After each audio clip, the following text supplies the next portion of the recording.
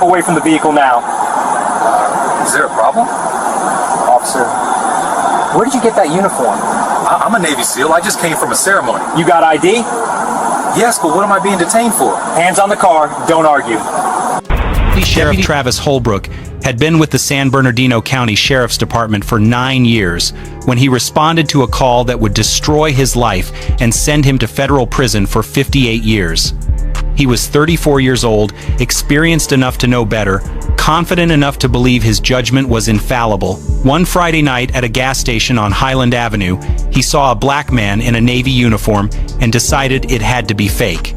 The man was Lieutenant Commander Darius Mitchell, a decorated Navy SEAL with 16 years of service, multiple combat deployments, and medals for extraordinary heroism. What Holbrook did next, ignoring Mitchell's credentials, dismissing his military ID, and arresting a war hero in full dress uniform, would trigger a Pentagon investigation, federal charges, and a trial that exposed 9 years of documented racial profiling. Holbrook's record told a story San Bernardino County had ignored for nearly a decade. 14 complaints over 9 years. 14. Every single one involved people of color. Every single one followed the same pattern. A black family barbecuing in Glen Helen Regional Park, Holbrook demanded permits, threatened citations when they questioned his authority. A Hispanic teenager skateboarding near Victoria Gardens Mall, detained for 40 minutes, backpacks searched without consent. An Asian businessman photographing architecture downtown, questioned about terrorism surveillance. A black college student driving through Rancho Cucamonga, pulled over for driving suspiciously. Car searched, no contraband found. The complaints were documented. The pattern was obvious. But San Bernardino County treated each incident in isolation, never connecting them into what they clearly formed. A deputy who saw people of color in spaces where his biased mind said they didn't belong. Supervisors noted in his evaluations that Holbrook was results-oriented, but sometimes overzealous in community interactions, that he could benefit from additional de-escalation training, that he should work on cultural sensitivity.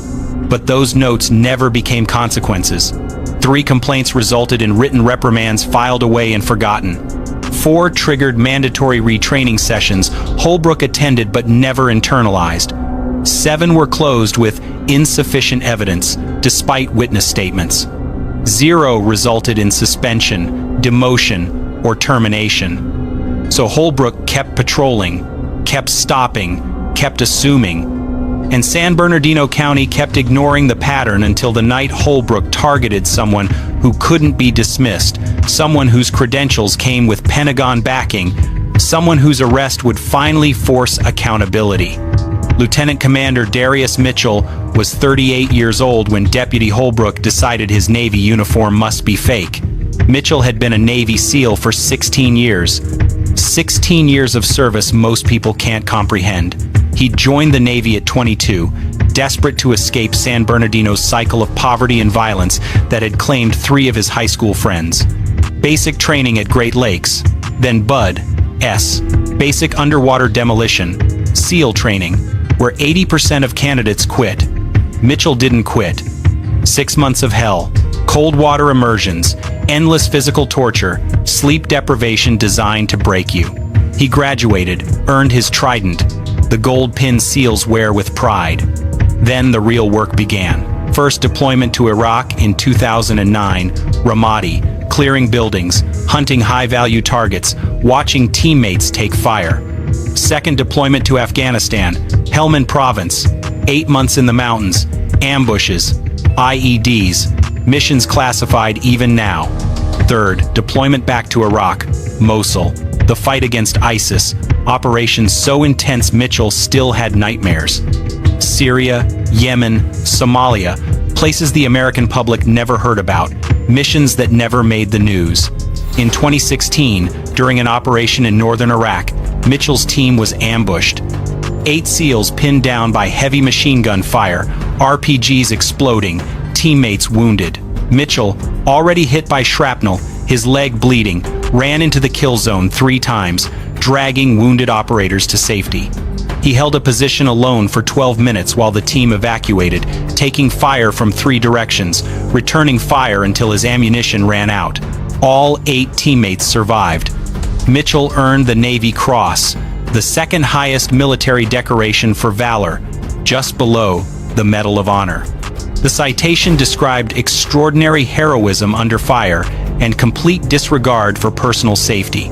He also earned the Purple Heart for his wounds and the Bronze Star with V device for valor in a separate operation. His chest held ribbons most civilians wouldn't recognize, but every service member respected. Combat Action Ribbon, Iraq Campaign Medal with 4 stars, Afghanistan Campaign Medal, NATO Medal, ribbons representing years of sacrifice. That Friday night in October, Mitchell was driving through San Bernardino in his Navy service dress blue uniform, the formal military attire worn for ceremonies and official functions. He'd just come from Naval Base San Diego, a memorial service for a fallen teammate, a brother killed in a training accident. The service had been emotional, exhausting, a reminder of how many friends Mitchell had buried. He was driving to his mother's house to surprise her, hadn't seen her in 8 months, couldn't tell her where he'd been. Classified deployment, dangerous work. He just wanted to hug her, sleep in his childhood bed, pretend for a weekend that the world wasn't burning. At 10:47 p.m., his fuel light came on. He pulled into the Chevron station on Highland Avenue. The Chevron station on Highland Avenue sits at the intersection where San Bernardino's working-class neighborhoods meet the slightly more affluent areas to the north. It's the kind of 24-hour station that serves late-night shift workers, long-haul truckers, and people just passing through. Bright fluorescent lights, 8 pumps, small convenience store with bulletproof glass at the counter. On a Friday night in October, the station was quiet. Just a few cars, people minding their own business, getting gas, and leaving. At 10:47 p.m., Lieutenant Commander Darius Mitchell pulled his silver Honda Accord into pump number 5. He stepped out, still in his Navy service dress blue uniform. The uniform is unmistakable. Dark navy blue jacket with gold buttons, white shirt underneath, black tie and matching navy trousers. On his left chest, rows of ribbons in precise military alignment, the Navy Cross at the top, its blue and white stripes immediately recognizable to anyone with military knowledge, Purple Heart below that, Bronze Star with the small bronze V device for valor, campaign medals, service ribbons, each one telling a story of deployment, sacrifice, combat. On his right chest, his gold seal trident, the eagle clutching an anchor, trident, and pistol, the pin every SEAL earns after years of training. His shoulder board showed 2.5 gold stripes, the rank insignia of a lieutenant commander, 04, equivalent to an army major. His military bearing was obvious, the way he stood, shoulders back, head up, the posture drilled into service members through years of training. His shoes were polished. His uniform was immaculate despite the long day. He looked exactly like what he was, a decorated Navy officer in formal military attire. Mitchell swiped his credit card at the pump, selected regular unleaded, and began filling his tank. He was exhausted, emotionally drained from the memorial service, from saying goodbye to another teammate who'd survived combat only to die in a training accident. He was thinking about his mother, about how surprised she'd be to see him, about whether she'd made her famous peach cobbler recently. He wasn't thinking about the person watching him from across the parking lot. Someone who saw his uniform, saw his skin, and decided something must be wrong. Before we continue, where are you watching from? If this is your first time here, please hit that subscribe button. Stories like these need to be shared, and your support helps us bring more truth to light. The call came into San Bernardino County Sheriff's Dispatch at 10:51 p.m. Anonymous caller, refusing to provide a name, calling from a cell phone that would later be traced to an apartment complex 3 blocks from the Chevron station. "Hi, I'm calling about a suspicious person at the gas station on Highland Avenue. There's a black guy wearing what looks like a military costume, and he's been standing there for a while. He looks threatening. I think he might be impersonating a service member or something. Can you send someone to check it out?" The dispatcher asked standard questions. "Is the person doing anything threatening? Has he approached anyone?" Is he carrying weapons? No, but he just looks suspicious. The uniform looks fake. I don't think he's really military. He doesn't look like he should be wearing that. The dispatcher logged the call, suspicious person, possible stolen valor, and sent it out. The call was assigned to Deputy Travis Holbrook, who was patrolling 2 miles away. Holbrook responded immediately. This was exactly the kind of call that activated every bias in his pattern. A black man in a space where Holbrook's assumptions said black men didn't belong, wearing something that seemed too legitimate, too accomplished, too authoritative for Holbrook to accept as real. In Holbrook's mind, the narrative was already written before he arrived. Black guy in military uniform at a gas station late at night, probably homeless, probably mentally ill, probably bought the uniform at a thrift store or online. Stolen valor, impersonating a service member, that's a federal crime. He's going to investigate, probably make an arrest. Another case closed. Holbrook didn't consider that the uniform might be real. He didn't think about calling the base to verify. He didn't wonder why someone impersonating military would wear such an elaborate, expensive, perfectly fitted dress uniform with specific medals and ribbons. He just saw a black man in a military uniform and decided it had to be fake. His bias was so complete, so ingrained after 9 years of targeting people of color without consequences, that evidence didn't matter. His assumptions overrode reality. He pulled into the Chevron station at 10:54 p.m., lights flashing, already approaching this as a criminal matter rather than a welfare check. Mitchell was finishing pumping gas, replacing the nozzle, closing his fuel door, when he saw the patrol car pull in fast, lights swirling red and blue across the concrete. Deputy Holbrook stepped out of his patrol car before it fully stopped, his hand resting on his duty belt near his weapon, his posture aggressive, confrontational. He walked directly toward Mitchell, who was standing next to his Honda, fuel door closed, receipt printing from the pump. Mitchell turned and saw the deputy approaching fast, lights still flashing, and his stomach dropped. He'd been here before, not exactly this situation, but close enough. He knew what was happening. Step away from the vehicle, hands where I can see them, now. Mitchell raised his hands slowly, palms out, visible, non-threatening. His voice was calm, controlled, the tone of someone trained to de-escalate tense situations. Officer, I'm just getting gas. Is there a problem? Holbrook stopped 3 feet away, his eyes scanning Mitchell up and down, taking in the uniform, the medals, the insignia, and seeing none of it as real. Military costume isn't funny. You need to take it off right now. Mitchell's heart sank. He'd served 16 years, deployed to combat zones most Americans couldn't find on a map, earned medals for valor under fire, and he was being told his uniform was a costume. He recognized the tone, the assumption, the accusation. This wasn't about the uniform. This was about his skin. Officer, this isn't a costume. I'm an active duty Navy SEAL. I just came from a memorial service at Naval Base San Diego. I'm on my way to visit my mother. Holbrook's expression didn't change. Sure you are.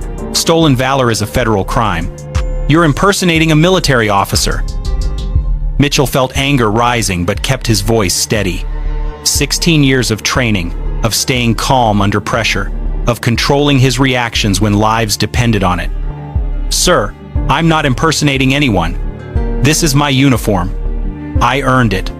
I can show you my military ID, my orders, anything you need to verify. I don't need to verify anything. I can see what's happening here. Holbrook stepped closer, his voice harder. You bought that uniform, put on some fake medals, and now you're walking around pretending to be something you're not. It's disrespectful to real service members. Mitchell's jaw tightened. He'd lost friends in Iraq and Afghanistan. He'd held dying teammates. He'd been wounded saving others. And this deputy was telling him he was disrespecting service members. Other customers at the gas station were starting to notice. A man at pump 3 slowed down, watching. A woman inside the convenience store pressed her face against the glass. Should officers verify military credentials before accusing service members? Drop your answer below. Mitchell reached slowly into his jacket pocket, moving deliberately so Holbrook wouldn't misinterpret the action. "Officer, I'm reaching for my military ID. It's in my inside pocket. I'm going to show you my credentials." "Keep your hands where I can see them." Holbrook's hand moved closer to his weapon. Mitchell froze, then moved even slower, pulling out his military ID card, the common access card that every service member carries. He held it out. "This is my military ID. Lieutenant Commander Darius Mitchell, United States Navy. My DoD ID number is right here. You can call Naval Base San Diego. You can call NCIS. You can verify everything." Holbrook took the card, glanced at it for maybe 3 seconds, and handed it back. "Anyone can print a fake ID. They sell them online for $20. Mitchell stared at him. The ID had holograms, security features, an embedded chip, the Department of Defense seal. It was as official as an ID could be. "This isn't fake. Look at the security features. Look at the hologram. This is a military common access card. It's impossible to fake convincingly. Looks fake to me." Mitchell pointed to his chest, to the rows of ribbons precisely aligned. "These ribbons, these medals, they're in the correct order according to military regulations. The Navy Cross, Purple Heart, Bronze Star with V device. These represent specific awards. You can verify every one of them. Anyone can buy fake medals online. I've seen it before." Holbrook's voice was flat, dismissive. Mitchell's patience was wearing thin, but he kept trying. "Sir, I'm asking you to make one phone call. Call the Naval Special Warfare Command duty officer. Call NCIS. They can confirm my identity in 5 minutes. I'm not asking you to take my word. I'm asking you to verify through official channels. I don't need to call anyone. I can tell what's real and what's fake." This was the moment where bias became impenetrable. Holbrook had decided before he arrived that Mitchell was impersonating a service member. Every piece of evidence after that, the ID, the uniform, the medals, the calm demeanor, was filtered through that initial assumption. He wasn't looking at a Navy SEAL. He was looking at a criminal trying to deceive him. The gas station security cameras were recording everything from 2 angles, one mounted above the pumps, one above the convenience store entrance. The footage would later show Mitchell standing calmly, hands visible, speaking in controlled tones. It would show Holbrook aggressive, dismissive, refusing to examine the evidence. Other customers were pulling out their phones now. A man at Pump 7 had his camera up, recording. The woman in the store was filming through the glass. Everyone could see what was happening. A black man in military uniform being accused of impersonating a service member despite showing credentials. Mitchell tried one more time. "Officer Holbrook, reading the nameplate, I'm Lieutenant Commander Darius Mitchell. I've served 16 years in the Navy, 12 as a SEAL. I have my military ID, my orders in my car, my leave papers. I'm asking you to verify my credentials before this goes any further." Holbrook's voice turned hard, commanding. "Take off that uniform right now. You're not authorized to wear it. Remove it immediately." Mitchell stared at him, processing what was being demanded. Strip out of his dress uniform at a gas station under fluorescent lights with strangers watching? Remove the uniform he'd earned through blood and sacrifice? "I'm not stripping out of my dress uniform at a gas station, sir. This is my uniform. I'm authorized to wear it. I'm an active duty officer. That's a direct order. Remove the uniform or I'll remove it for you." Mitchell's voice remained controlled, but the edge was unmistakable. "Officer, what you're demanding is unreasonable and unlawful. I'm not removing my uniform. I've shown you my credentials. I've asked you to verify my identity. You're refusing to do basic due diligence." Holbrook reached for his radio. "Dispatch, this is 3 Adam 1-2. I need backup at the Chevron station on Highland. Suspect is belligerent, refusing lawful orders, possible stolen valor situation." Mitchell's hands were still raised, visible, non-threatening. His voice carried across the parking lot, clear enough for the recording phones to capture. "I am not belligerent. I am not refusing lawful orders. I am a lieutenant commander in the United States Navy, and I'm being unlawfully detained." Holbrook stepped closer, invading Mitchell's space. "You're impersonating a military officer? That's a federal crime under the Stolen Valor Act. You're under arrest. The irony was staggering. Holbrook was accusing Mitchell of stolen valor while about to commit deprivation of rights under color of law, false imprisonment, assault on a military service member, multiple federal felonies that would send Holbrook to prison for decades. But Holbrook couldn't see it. His bias was complete. Mitchell took a slow breath, the kind he'd learned in combat when staying calm meant survival. "Sir, I've served this country for 16 years. I've deployed to Iraq, Afghanistan, Syria. I've been wounded in combat. I've saved lives. I've earned every ribbon on this uniform. I'm not a criminal. I'm asking you one more time to verify my credentials before you make a mistake that destroys your career. Your career is over, buddy. You're going to jail." 2 more patrol cars pulled into the station, lights flashing, sirens winding down. Deputy Maria Santos and Deputy Jeff Coleman stepped out, assessing the situation. A black man in military uniform, hands raised, calm demeanor. Their colleague aggressive, confrontational. Santos exchanged a glance with Coleman. This didn't look right. Santos approached first. "Holbrook, what's the situation?" "Stolen valor. Subject is impersonating a naval officer, refuses to remove the fake uniform, refuses lawful orders." Santos looked at Mitchell, at the uniform, at the rows of medals that looked expensive, official, precisely arranged. "Sir, can you identify yourself?" Mitchell's voice was steady, professional. "I'm Lieutenant Commander Darius Mitchell, United States Navy SEALs. I showed Deputy Holbrook my military ID. I've asked him repeatedly to verify my credentials through Naval Base San Diego, or NCIS. He's refused. This is an unlawful detention." Coleman stepped closer, examining the uniform more carefully. The ribbons were in correct precedence order. Navy Cross at the top, something you couldn't fake without detailed military knowledge. The trident looked authentic, the weight and quality of real gold. The shoulder boards showed proper rank insignia. "Holbrook, did you verify his ID?" "It's fake. Anyone can see that." Santos pulled out her phone. "What base are you assigned to, sir?" "Naval Amphibious Base Coronado, SEAL Team 3. My commanding officer is Captain Raymond Torres.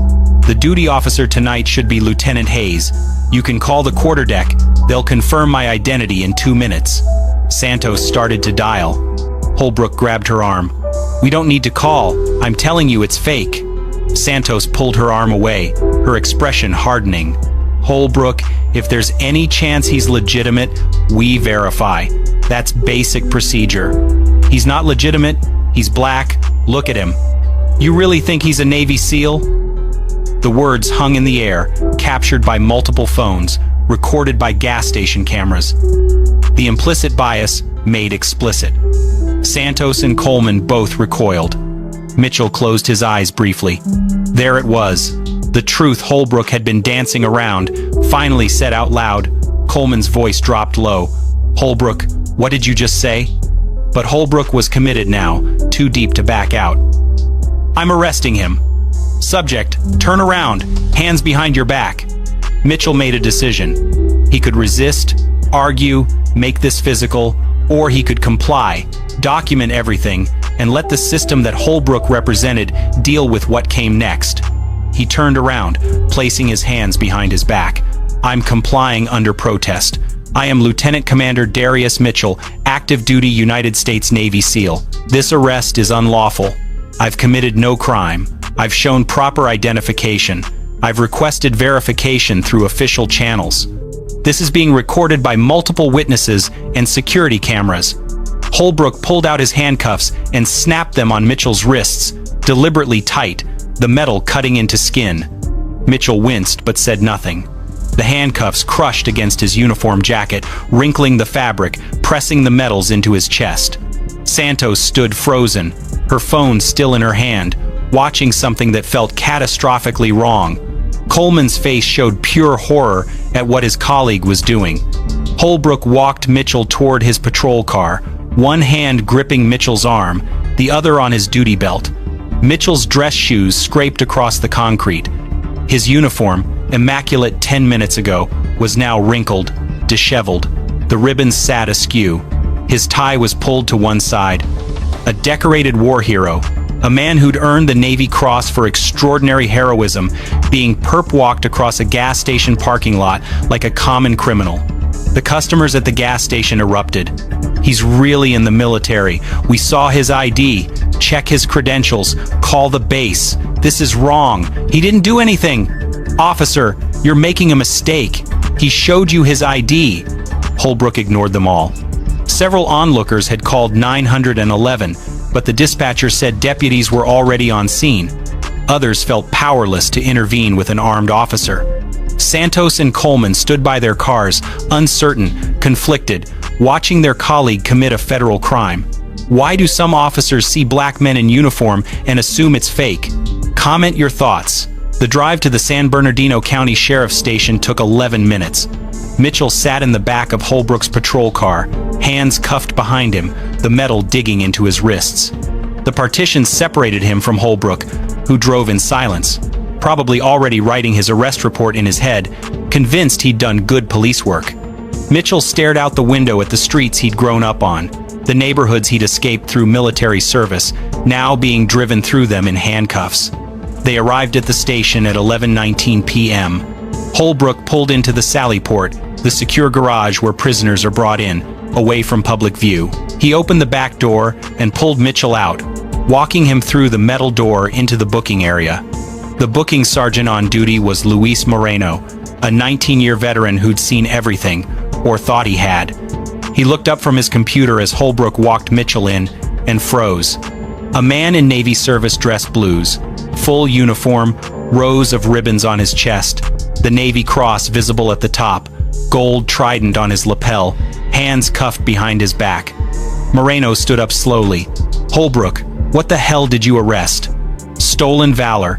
Subject was at a gas station impersonating a naval officer, wearing a fake uniform, fake medals. Refused to remove the uniform when ordered. Refused lawful commands. I'm booking him for impersonating a military officer under federal statute.